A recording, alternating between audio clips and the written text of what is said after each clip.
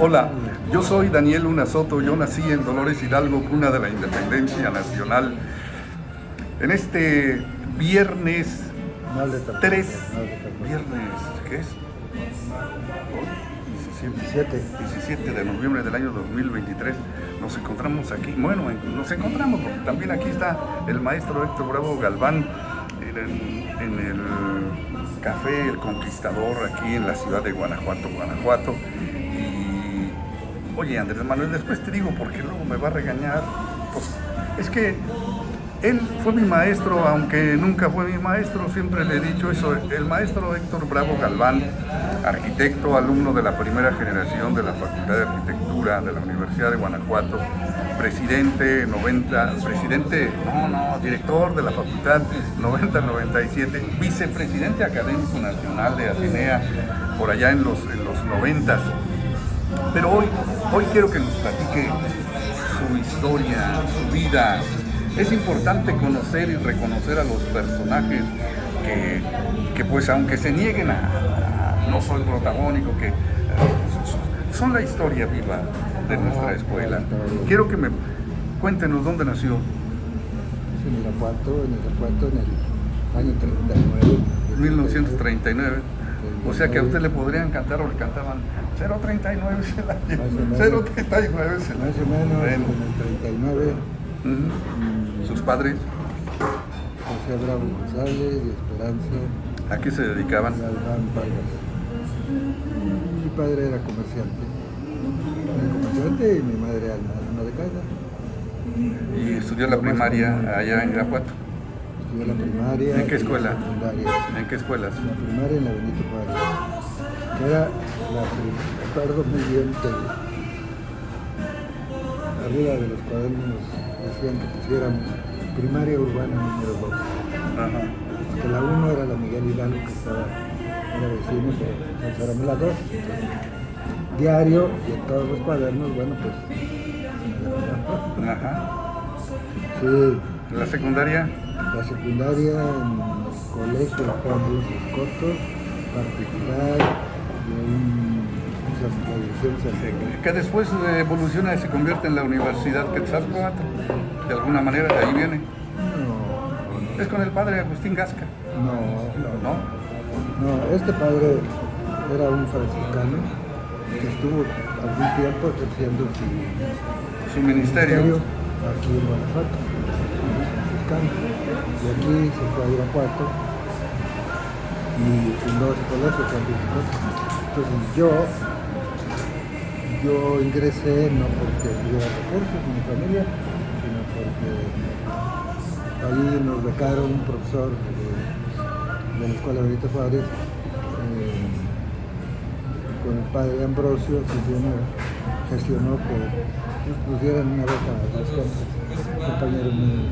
Y ahí estuvimos y no hicimos mal papel. ¿Y la prepa? La prepa aquí. Aquí en la universidad. Pero cuando usted se viene a hacer la prepa, estamos hablando de qué año? 58.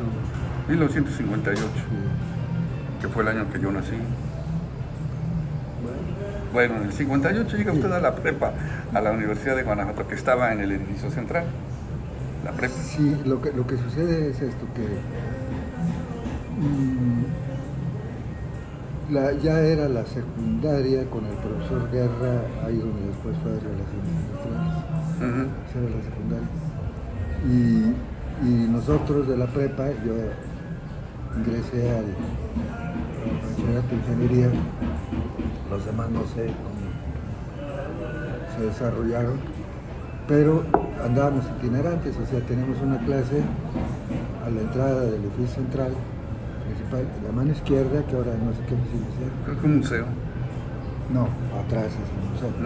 Pero lo que está de inmediato, allí nos daban algunas clases. A ver, pero cuando llega a estudiar usted estudiar la prepa, usted tenía una actividad importante en Irapuato, que casi era impedimento para venir a estudiar. ¿El fútbol? Jugaba fútbol. ¿Usted jugaba fútbol? Jugaba fútbol. ¿En qué posición jugaba? Varias posiciones, pero fundamentalmente jugué de centro delantero, que ahora le llaman punta. De centro delantero o defensa central. ¿Y estuvo usted muy cerca de llegar a nivel profesional? Sí, sí, sí. Sí, hice algunas pruebas con Irapuato, pero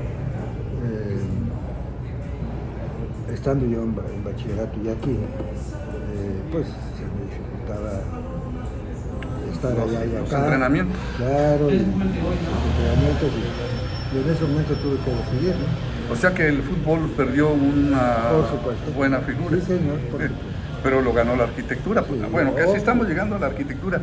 A ver, después termina la prepa y usted entra a la escuela de arquitectura. ¿O qué pasó ahí? No, lo que pasó fue que precisamente en esa época, en el 59, se inaugura la Escuela de Arquitectura, en esa época, y yo la intención de haber hecho bachillerato de ingeniería,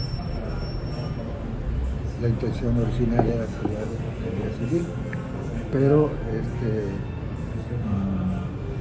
se inauguró arquitectura, me interesó, me causó curiosidad, me informé e ingresé a arquitectura. Ahora, ¿Usted no estuvo inscrito en ingeniería civil? no, con muchos compañeros míos. No. No, para qué mencionamos, bueno, Sí. pero aquí también una cosa importante es que en esa época, pues antes casi la universidad salía a jalarnos a que ingresáramos. Ahora ya es mucho más difícil, ¿no? Ahora tiene que haber exámenes, en fin. Así es que no, sin ningún problema ingresé a arquitectura y bueno. Y entonces usted fue alumno de la primera generación de la Sí, Facultad de Arquitectura. la primera. Las primeras clases las tomaron aquí adelantito, aquí en Alonso. Aquí en Alonso. ¿Estuvieron ahí cuánto? ¿2, 3 meses? Poco, sí, muy poco. ¿Y luego después se fuimos la cambiaron a hemeroteca, Juan Valle? A la hemeroteca, que después ahora es Registro civil. Ajá, sí. Y de allí se fueron a A Belén. Digo, Sí. a Mendizábal. Mendizábal, Sí, ahí, Belén, lo que es la unidad Belén hoy. así. Todavía inclusive estaban terminando con acabados ahí en algunas partes, ¿no? Quiere decir que usted conoció en directo, en vivo y a todo color a los primeros maestros. ¿A quiénes recuerda de esa época? No, pues al arquitecto Acevedo. Al gran maestro Mario Acevedo Sánchez, el hombre Sí. que le dio toda su vida a la facultad. No, y el más, Y- constante, el más formal. Conocía a Si otros. alguien había que ponerle el calificativo de un académico honesto, es Mario Acevedo Sánchez. ¿Y Sí, luego? sí. Pues en esa época también contrataron al arquitecto que yo no puedo conocer. Armando Nicolau. Nicolau. Pues nos dio algunas materias, pero no duró. Yo creo que yo me acuerdo de algunas clases que nos dio aquí en la hemeroteca, pero se retiró. Yo creo que ellos formaban parte de un movimiento de profesionales de la construcción que vinieron con motivo de la subterránea, con Juan José Torrelanda. Eso fue después porque, por ejemplo, en el 67 se inaugura lo que es la Escuela de Ingeniería Civil. La hizo Torrelanda. El edificio de hoy, se remozó y... O sea, Torrelanda debió haber estado a partir del 62. Entonces, no. Sí, porque era Manuel M. Moreno quien era gobernador cuando se funda Arquitectura. No. Era el doctor Rodríguez de Gaona. Jesús Rodríguez de Gaona. Era el gobernador y después entró Torrelanda. Y el rector era Eugenio Trueba Olivares. Entonces él conoció a Víctor Manuel Villegas Monroy. Claro. El director fundador Sí. Es un detalle que es... Sí, lo designó el rector, director, pues, aunque creo yo que en un momento dado tenía muchas relaciones él con UNAM, y entonces pues invitó a algunos profesores que venían casi como visitantes, ¿no? Fin de semana, etcétera, etcétera. Entre ellos, Ortiz Macedo y Ortiz Layuz, grandes que eran personajes, son personajes de la arquitectura muy mexicana. Ortiz Macedo y Ortiz Layuz. Ahora, acaba de mencionar un detalle que yo creo que es conveniente enfatizar. La escuela se funda y se instrumenta con el plan de estudios de la UNAM, de la Universidad Nacional Autónoma de México. De alguna manera nuestra escuela tiene un nacimiento pues muy parecido a la que tuvieron la mayoría de las escuelas de arquitectura. Claro. De alguna manera todos somos hijos de la UNAM, conocidos, reconocidos o desconocidos, pero de ahí provenimos. Este plan de estudios era un plan anual. Sí, por supuesto. ¿5 años? Sí, casi todos los planes de estudio de la universidad eran. ¿Una época? Sí, años. en esa época, años. Y ya después viene la modificación, ¿recuerdan qué año? A plan semestral. El plan semestral se hizo, si mal no recuerdo, con Mario Vargas. Mario Vargas. Mario Vargas también fue alumno de la primera generación y fue el primero que fue director de los egresados de la primera generación. Y además yo en un tiempo fui secretario académico. Secretario académico con Mario Vargas. Con Mario Vargas en el 72. ¿Usted cuándo se incorpora como profesor a la escuela? Yo me incorporo primeramente en el 67, pero porque un amigo, Eleuterio Alonso, daba clase y él algunas clases daba. Y él Eleuterio, alumno de la primera generación. También. Y él se fue al norte del país, a los Mochis. Entonces me dice, oye, pues, ¿por qué no das la clase? Sí, entré. Y pues no había tantos requisitos y tal cosas, pues no me iban a encontrar. Y ahí estuve, pero yo también después tuve que salir del estado, fui a trabajar a Oaxaca y hasta que regreso en el 69-70, entro de nuevo a arquitectura, estando de director ya Mario Vargas, y entonces pues di algunas materias de construcción, de administración de obras, y en el 72, me acuerdo muy bien, fui secretario académico. En ese tiempo las maestrías se abrieron formalmente, porque antes eran Instituto de Restauración. Sí, antes eran algunos cursos aislados que pretendían plantearse como la gran odisea, pero se formalizan hasta principios de los 70, las dos maestrías en planeamiento urbano regional y restauración de sitios y monumentos, con Mario Vargas como director y Héctor Bravo Galván como secretario académico. Es ahí cuando se instrumenta el plan de estudios a semestres. Así es. Oiga, pero esta instrumentación en plan de estudios, yo desde acá, desde lejos y desde mucho tiempo, yo digo, pues nomás partieron los programas, o sea, la gran modificación fue partirlo en semestres. Miren, honestamente, hay que plantear esto. Los primeros profesores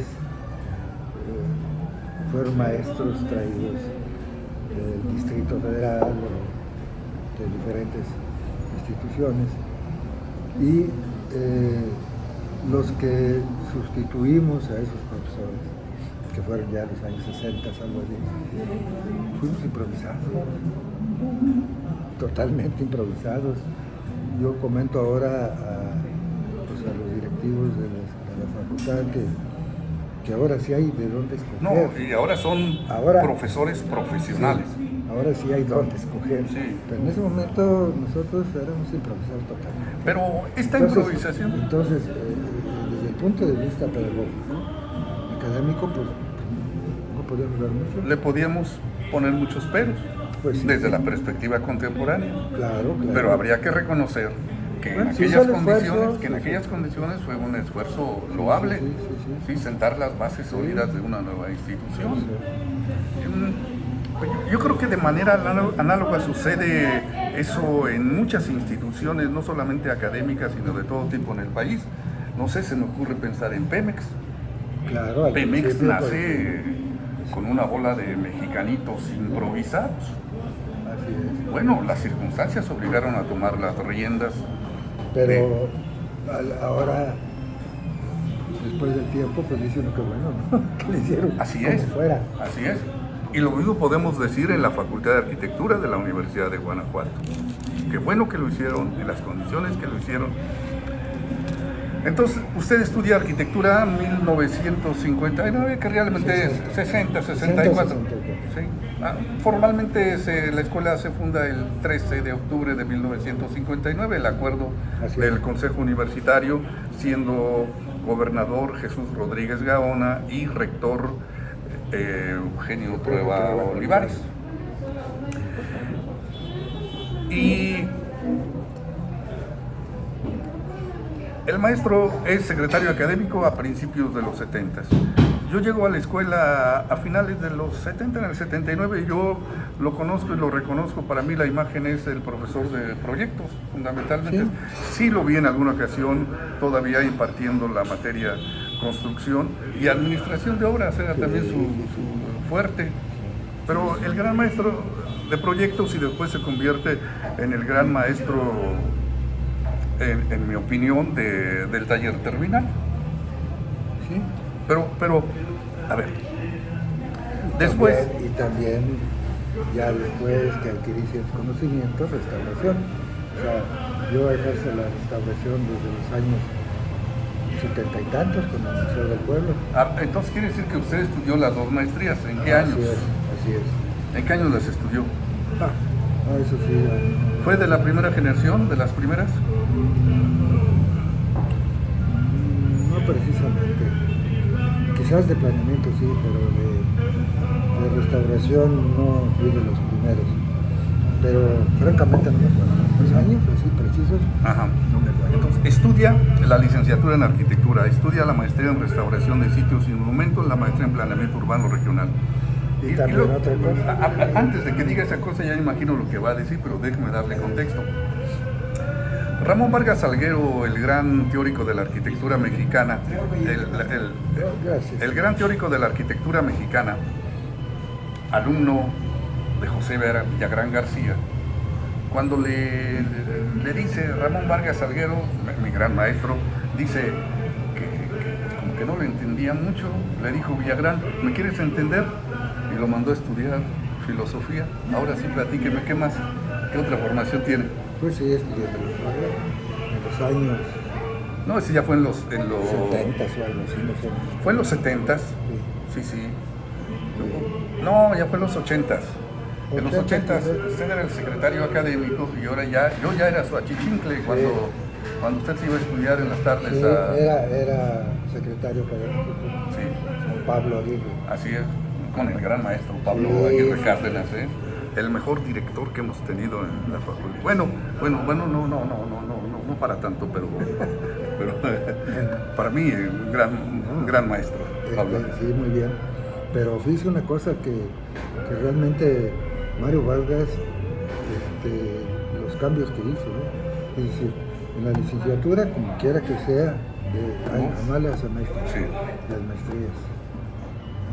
Sí. Y nada más duró 3 años de director. Antes se consideraban 3 años. ¿Y se fue? Y él no, siguió en la escuela un poco y se fue. Él no quería durar más porque sabía que pues iba a ser cuestionado, él temía mucho eso. Inclusive ya no quería él seguir más tiempo como director. Ya no quería seguir. O sea, se cumplió su periodo. Sí, se decía que los periodos eran de 3 años. Pero era muy... Muy circunstancial. Se cumplía. No se cumplía se cumplía y cuando no, pues no. Sí. De él usted se va a acordar bien. Si lo Cosío. El maestro José Luis Martínez Cosío. Bueno. egresado de la Universidad de Guadalajara, No, de la UNAM. Y sí, él también es de los primeros maestros que se incorporan, debía haber sido Sí, que muy en el joven. segundo o tercer año. muy joven, sí. Sí, sí, él recién desempacado Sí, de la sí, sí, escuela. sí, sí, Y aquí sí. hizo toda su vida académica y su vida profesional. También. José Luis Martínez Cosío, a quien lo recordamos Sí. y lo recordamos. Y luego usted vuelve a ser secretario académico con Pablo Aguirre Cárdenas. Pablo Aguirre, sí. Pablo Aguirre Cárdenas es director, alumno de la primera generación también y director, él fue 80-85. Usted fue secretario académico, pero no fue el primero, usted fue el segundo. Sí, el primero que fue, ¿no? Salvador Covarrubias Alcocer, ¿no? Ah, sí. No había No había química. no había química entre los dos, no, nunca. Pero usted hubo fue el química. segundo, yo no me acuerdo que entonces, no recuerdo quién haya sido él. Y usted fue secretario académico 80-85. En 1979 llego yo a la escuela y en 1981 el maestro Héctor Bravo Galván me incorpora, me jala como su achichicle, que ya eso es otro tema que será tratado en otros momentos. Es usted director 80-85. También en otro video haremos mención de los detalles de este periodo del maestro Héctor Bravo Galván, que en mi opinión, yo lo he dicho en muchos momentos, es el director que profesionaliza a la Facultad de Arquitectura, quien pone los puntos sobre las íes y le da solidez a la base que empezó Pablo Aguirre Cárdenas. Pero bueno, después es usted el secretario académico y llega a ser director en 1990. Es usted director 90-97. Y Sí, pero hay que ver después de quién. después de mi maestro José Escalera Chagoyán. No, pero además había sido, creo, Pablo Aguirre y luego Covarrubias. Sí, y luego, Pablo Aguirre Cárdenas, Escalera. 80-85. Salvador Covarrubias, 85-88. José Escalera, 88-90. Después Héctor Bravo Galván, 90-97. Sí. ¿Sí? Y bueno, eso requiere un tratamiento aparte este periodo, porque hay muchas cosas que decir de ese periodo. Por cierto, también debo decirles que hace unos momentos hablé yo con el maestro Pablo Aguirre Cárdenas y yo lo quiero entrevistar también para que nos cuente su historia. Y después del 90-97, ¿qué más en su vida profesional? Porque no solamente fue el académico de tiempo completo en la escuela, que así como Mario Acevedo Sánchez hemos dicho aquí, o he dicho yo, que es a quien le podríamos colocar el título del académico honesto a carta cabal, yo creo que también podemos generar otra y decir, Héctor Bravo Galván es el académico de tiempo completo que también tiene esa característica. Yo me acuerdo cuando decían, bueno, ¿y por qué el arquitecto Bravo siempre está ahí en la escuela? ¿Se acuerda lo que decían? Sí, aburría a mucha gente. Aburría a mucha gente. Siempre estaba ahí en la escuela mañanas y tardes. Pues si le pagaban mañanas y tardes, no, Claro, maestro, la universidad paga de Sí, tiempo completo. Desde las secretarias hasta los mozos ya no. Y decían del maestro, pues es que no tiene otra cosa que hacer. Oiga, No, mire, ¿qué otras cosas sí, hacía? sí. Yo en ese tiempo, yo ejercí la profesión fundamentalmente de restauración. O sea, en el año, por ejemplo, en el año 85, restauré el Panteón de San Sebastián, me acuerdo muy bien. El Panteón San Sebastián en Guanajuato, donde se sepultaron Primero. originalmente los cuerpos de Hidalgo Allende, las cabezas. Y antes, en la época de Ducoin y López Portillo como presidente, Ajá. restauré el Museo del Pueblo. El Museo del Pueblo, a un costado de la universidad. Así es, que eran los años que 80 o Antes. No, antes. Antes 70 y tantos por esto. 77 o sí, 78 más o menos. Porque el Panteón de San Sebastián, me acuerdo que estaba de gobernador interino. Este personaje, ¿cómo se llama? No interino, Enrique Velasco Ibarra. No. ¿Después de él? Después de él precisamente quitaron a Agustín Telles Cruces. Él estaba de gobernador y entonces intervino Entonces ya fue en los 80s. No me acuerdo. Sí. 85 dicen, ¿no? Sí. Sí, entonces desde ese tiempo yo ya estaba pues en la actividad de restauración. Debo decir que en el año 90, 1990, se empezó la restauración del templo de Marfil, del Marfil desde abajo. De abajo. El Marfil viejo. Visiten el templo de Marfil de abajo en Guanajuato. Véanlo, es una obra extraordinaria, sobre todo la intervención que hizo el maestro Héctor Bravo Galván. Eso estaba abandonado. Totalmente abandonado. Y era muy lastimoso que siendo un templo que fue iniciado en 1641, me acuerdo muy bien de la fecha, fue el único templo que existía en la zona de Guanajuato, no digo en la ciudad. En la ciudad todavía no existían los templos que ahora vemos, nada más existían las capillas de indios, o sea, la de los mexicanos, tabascos, etc. ¿De eso hay una publicación o cuánta está publicado sobre eso? Hay una publicación sobre el templo de Marfil de abajo. La fachada, ¿cuál era la principal? La que está en la... Las dos fachadas, la principal y la secundaria, están en la Universidad de Guanajuato. En los años cuando el gobernador Aguilar y Maya las retiraron de allí y se las trasladaron. Precisamente yo pienso que... para conservarlas. El estado de abandono del templo y realmente...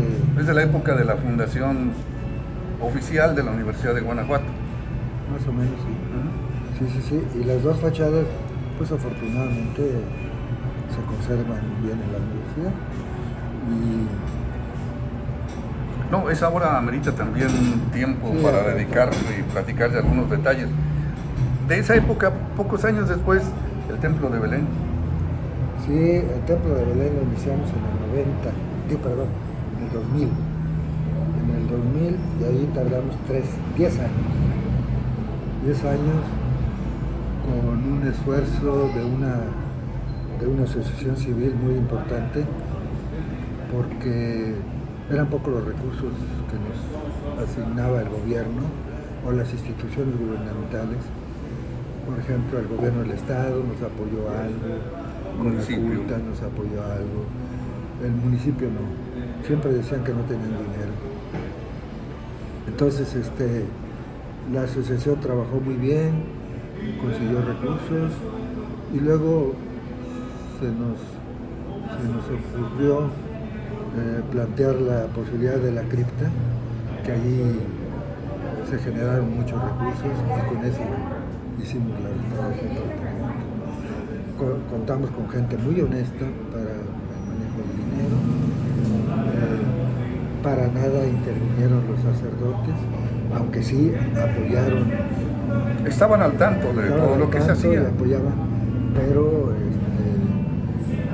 ni solicitaron recursos ni dieron recursos, pero pues sí apoyaron para que se hiciera lo que proponíamos. Eran proyectos que eran muy atrevidos, pues.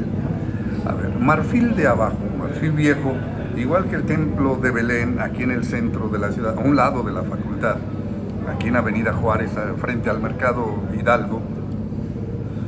Ha usted mencionado dos cosas que me parece que es importante enfatizar: la participación de la comunidad. Ah, claro. Pero fuera de los discursos populacheros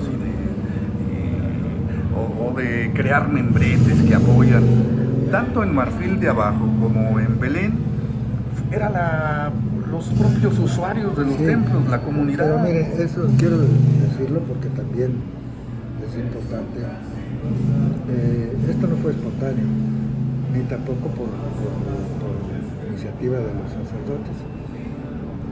Teóricamente, yo pienso he pensado siempre que el patrimonio arquitectónico no es de los sacerdotes, no es de la iglesia, y son patrimonio nacional, pero eso es una abstracción.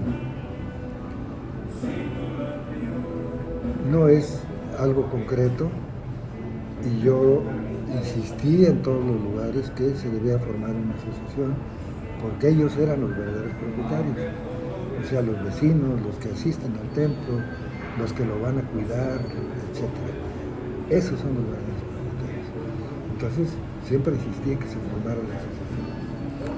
Y eso fue muy importante. Porque fue un hitazo. Así es. Pero fue desde el punto de vista teórico que insistí yo en eso, ¿no? Porque yo creo que en estas actividades del maestro Héctor Bravo Galván, a mí me hace recordar la figura de Voltaire, el gran Voltaire.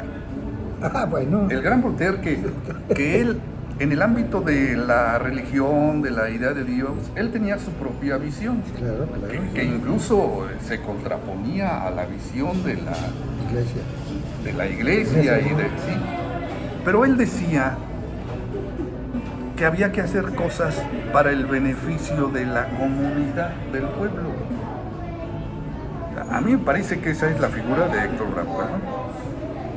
Sí, vaya, a mí la mayor satisfacción es ver que se usen los edificios, que la gente los haga suyos, que los cuiden,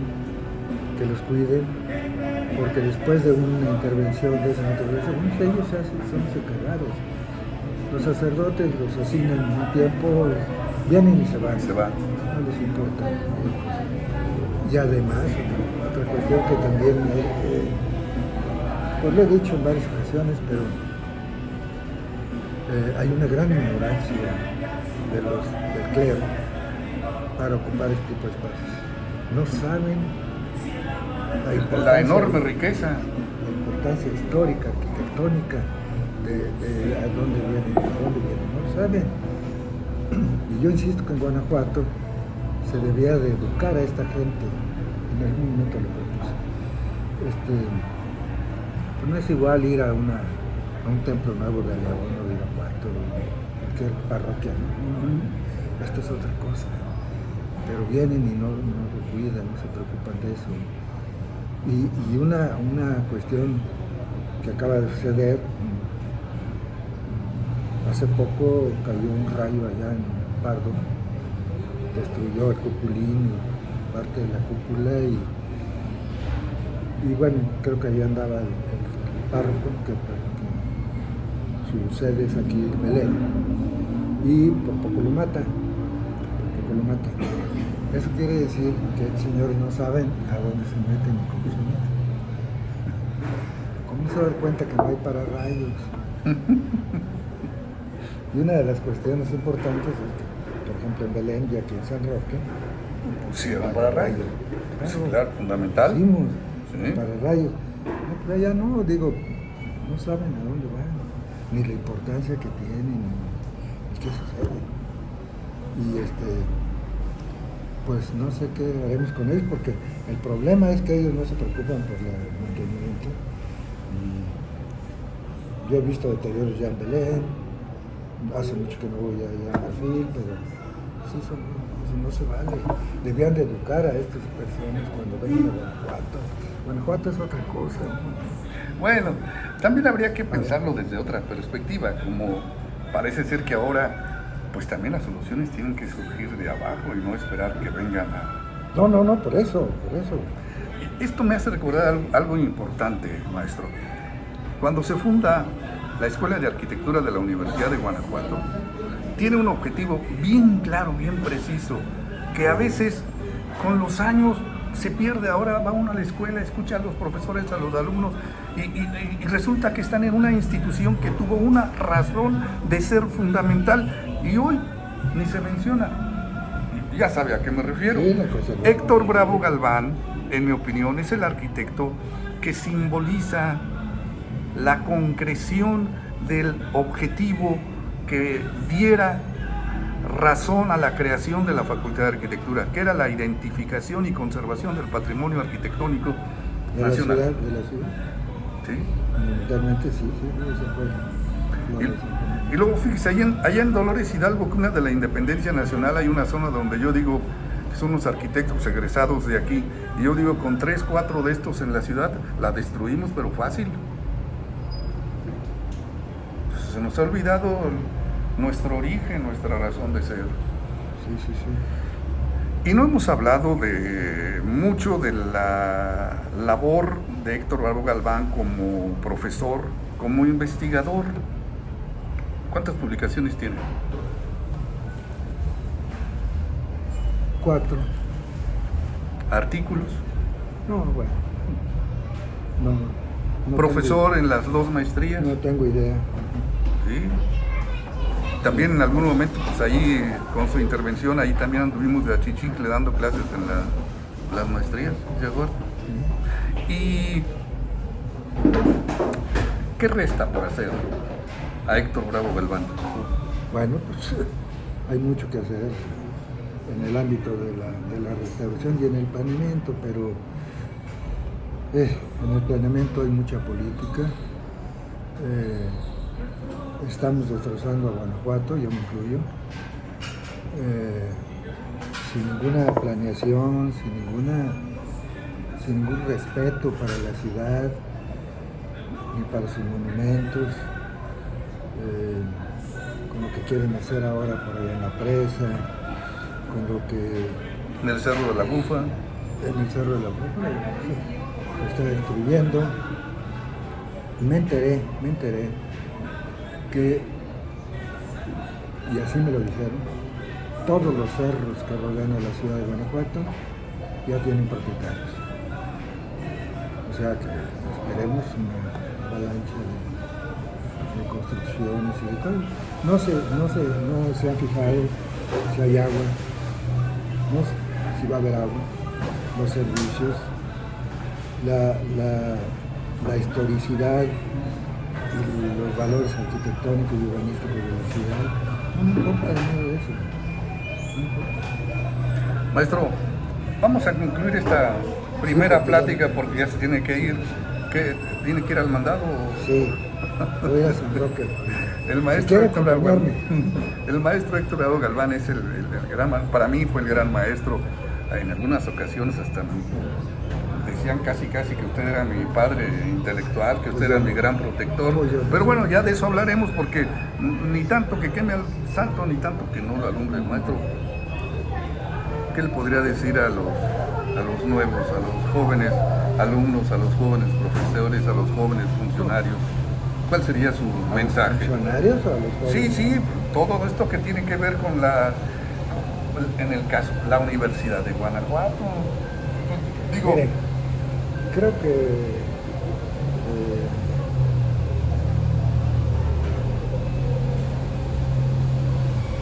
que los que se consideran, porque hay varios egresados de la facultad en oficinas gubernamentales y sobre todo alumnos de la Universidad de Guanajuato. Creo que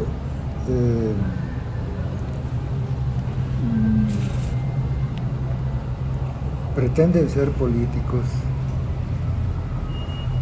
pero son nada más burócratas y administradores. El político debe de formarse no solamente en la política, sino profesionalmente en alguna actividad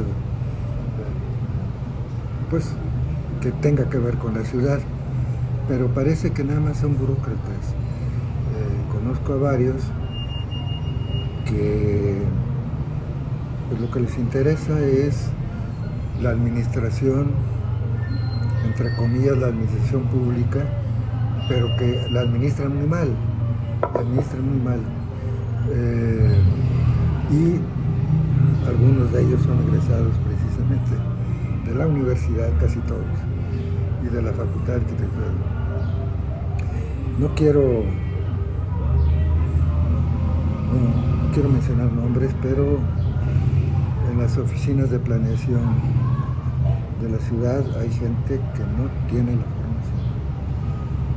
la formación, a veces ni la formación legal. de arquitectura. Como siempre, Es grave. Como siempre el maestro Héctor Bravo Galván, aunque es crítico, es certero, pero siempre es bastante cauto, maestro.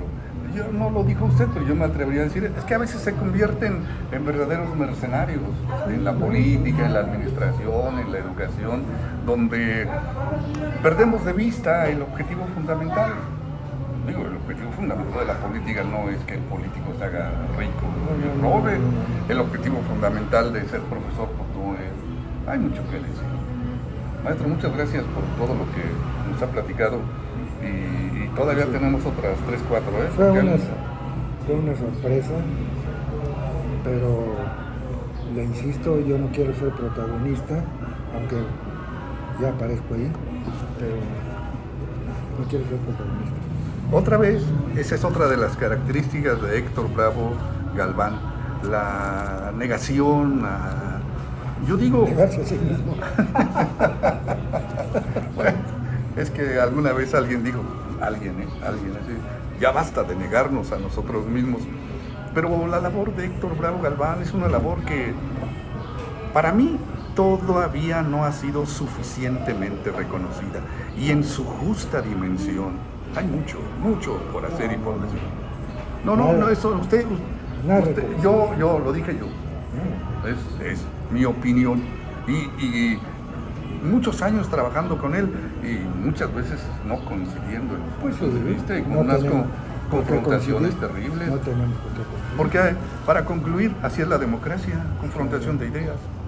Yo soy Daniel Luna Soto, yo nací en Dolores Hidalgo, cuna de la independencia nacional, y en esta tarde, una tarde de reencuentro, de reconsideración a mi gran maestro Héctor Bravo Galván, el académico de tiempo completo, el arquitecto que ha comprometido su vida con lo que él dice porque lo hace. Y en este viernes 17 de noviembre del año 2023, aquí en el Café El Conquistador, en el centro de Guanajuato. Dale like, suscríbete a mi canal, comparte el video. Andrés Manuel, acuérdate, José Alfredo Jiménez, los esperamos en Dolores Hidalgo, cuna de la independencia nacional, una fiesta extraordinaria para conmemorar 50 años de la muerte del gran maestro José Alfredo Jiménez.